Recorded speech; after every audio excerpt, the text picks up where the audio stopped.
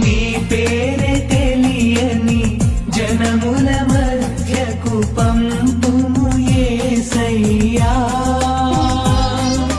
నీ పేరు తెలిసిన జనముల మధ్య సాక్షిగా నిలుపుమయా. నీ పేరే తెలియని జనముల మధ్యకు పంపుము యేసయ్యా. నీ పేరు తెలిసిన జనముల మధ్య సాక్షిగా నిలుపుమయా.